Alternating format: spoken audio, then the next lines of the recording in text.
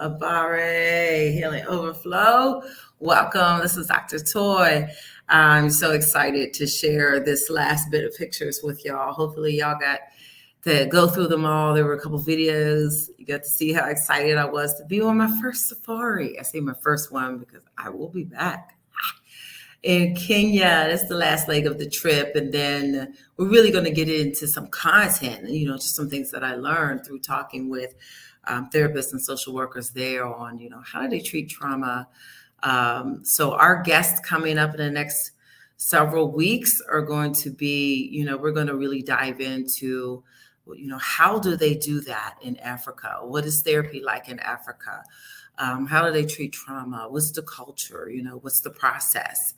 And, just a lot that you're going to be hearing, a lot you're going to be seeing is hopefully going to help us as those of us, and I'm talking to my audience of African descent right now, like what is it, that we miss and that we're missing by not being Africans and being in the continent of Africa? And what will that be like for us to learn, how can we heal through some of their traditional methods, but also through some of the things that they learned along the way. So I can't wait to share my guests with y'all. Y'all got to stay tuned.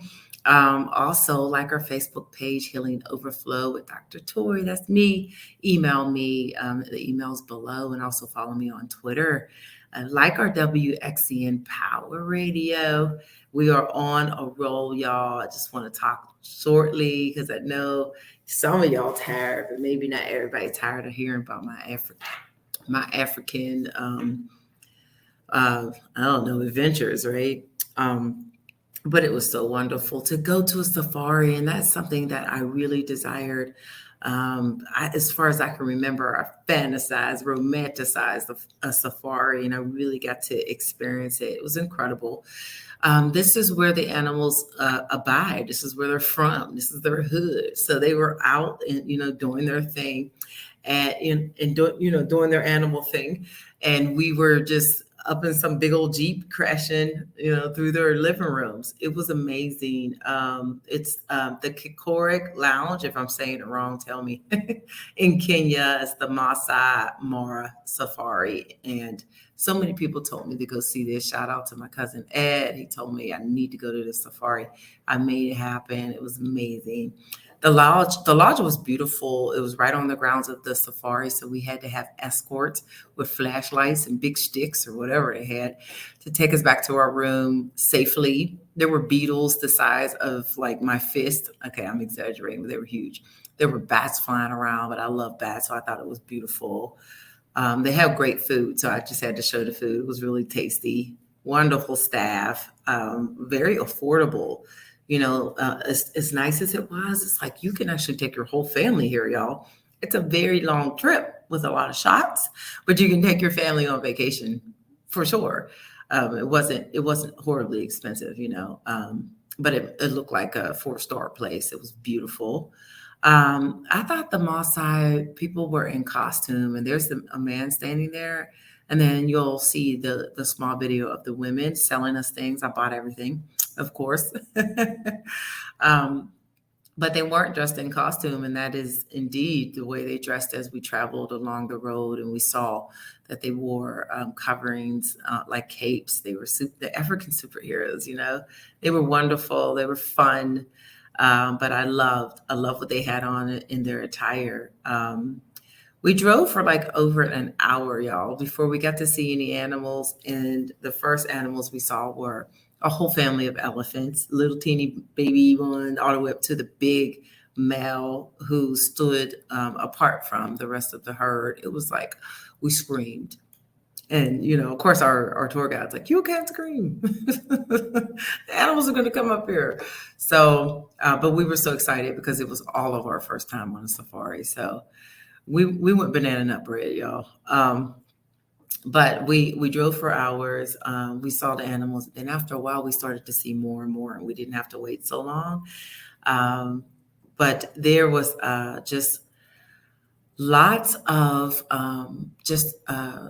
animals in the wild, and lots of them just kind of doing their thing. And so we pulled up on them. The second animal that we saw was a lion with a big mane. Oh my goodness, I was so excited. But you could see like his foot, his leg. We're like, that's a lion. We was so close, and I was trying to be able to take pictures so you could see how close he was. I wasn't zooming in a lot of the times, but he was very close, just chilling out with his girlfriend or his wife or whoever, because it was around mating season. They told me, look, my glasses are crooked. What are they doing?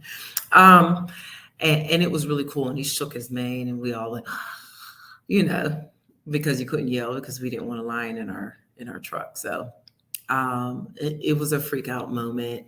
We also saw two lioness, and one of the lioness got up, and you'll see a little video there. She got up, she walked around the van, she looked at me and then kept walking, but she could have absolutely jumped up into our truck because the top was open.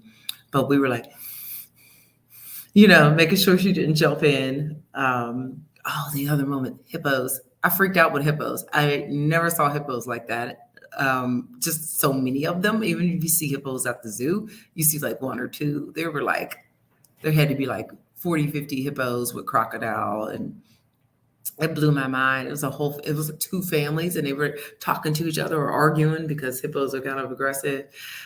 It was definitely heart pounding, holding your breath type of moments because, you're in their element. They could run up the hill so we were just trying to, keep safe, but we were so excited.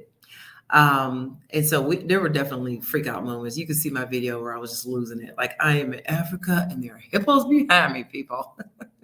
But I was really excited. The sun, the weather was just perfect feeling. It was just beautiful. It was like all of this beauty in Africa. And what we're taught is, well, all they have is animals and bush people. And it's like, no, it was on and moving and shaking. And it really was so much beauty that I wonder why people don't vacation and holiday in Africa. It was so pretty. It was so pretty. Um, and then also we got stuck in the mud. So you're gonna see a video where we got stuck in the mud, and we were all looking around like, okay, please nothing come out while we're stuck in the doggone mud. So all the men got out, pushed the truck, we cheered, but we were stuck in the mud for a good 20, 25 minutes. I wasn't quite afraid, but I was definitely praying that nothing snuck up on us. And most of the animals don't like that noise from the truck, so they kind of stayed afar off. We saw so many other animals, it's hard to remember all of them, but buffalo and hyenas and ostriches, gazelles, some kind of elk. I don't know what they were. A warthog. We saw baboons, giraffes. We freaking out with zebras and giraffes up close. They're just amazing looking. Like it's like, what were you doing creating these things, God? Because it was so like patterned, and it was really mind blowing just to see all of those guys out there and in their element. So I was just I want to tell a story about the baboon. So we were on our way out, and we didn't even know that we were going to see baboons, and there was a whole family just crossing the street, and that's the picture you see. But when I put my camera up, the baboon went like, "What you doing?" So I was like, "My bad, baboon." Put my camera back down slightly. He's like, "Be cool." So that was fun. And then after that, we went to this huge, I can't even describe how big it was. It was like a warehouse full of like old art up to new art. It was amazing. Of course, I bought an oil painting, but I have to get it framed. So put in comments, y'all, where I can get this thing framed and not pay more than I did for the picture, because y'all know I negotiated like crazy. So let me know about that, where I can get that framed. But it was just really a great experience, and appreciate y'all tuning in to listen. I just want to give you just a glimpse into the next several weeks. I'm really excited about these guests. I already have them booked, and we're going to really, dig back in to talking about healing in so many different ways. And I've always just been so curious about healing in Africa, being someone of African descent. And I did a good healing process while I was there. And I recorded some videos and I'm going to be showing those over the next couple weeks, you know, along with my guest. I was vulnerable and I'm not one that really likes to be vulnerable. I mean, who does? We don't like to be exposed and we need people around us to be trusting. But I made sure that I had vulnerable moments and that I could show that to you all as my viewers. And I did have some vulnerable moments about just my identity and my race. And so I'm going to show those. I also had just a reaction to Noah's Ark and orphanage and how I felt about, the children. And you'll get to hear more about that as we move on and just how much they need us, to contribute and to donate to that facility. And just being African American or Black American in Africa, I had some reflections about that. And also talked about just how it felt like to be a professor. And so you're going to just really see some vulnerable moments. And I want to share them with my Healing Overflow family. So stay tuned for those. And thanks for tuning in. I really hope that you enjoyed my whole picture and storytelling and all of that. I'm going to end with this story because it's really funny, or something. It's adventurous. That's what it is. So the Masai women were very assertive, selling their goods, and they were, they would literally put things on you, like jewelry, put it on you, and you're like, whoa! That they were all corralling us and showing us statues and putting things on us because they wanted us to buy it. And of course, we wanted to buy it because they made these beautiful beaded necklaces and earrings, and I bought a lot of the things there. But it was like so intimidating that you were like, well, I got to back out. So I had someone on the trip that was Kenyan, and I let her just negotiate and talk about the prices. And then I just gave her the money. So I, dressed my family and myself in all of those gifts from the Maasai women. So God bless them. And I hope that they continue to make big money at the safari.